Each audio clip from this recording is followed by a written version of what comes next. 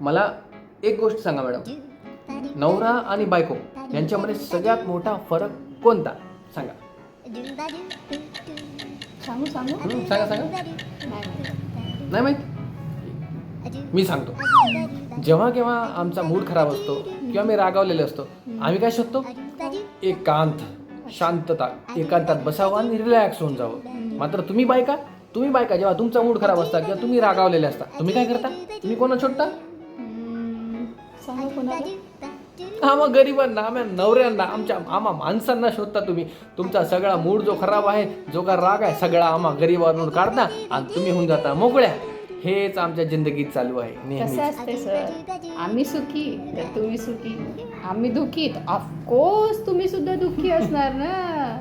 ते म्हणतात ना, शादी का लड्डू जो खाए वो पछताए, जो ना खाए वो भी पछताए.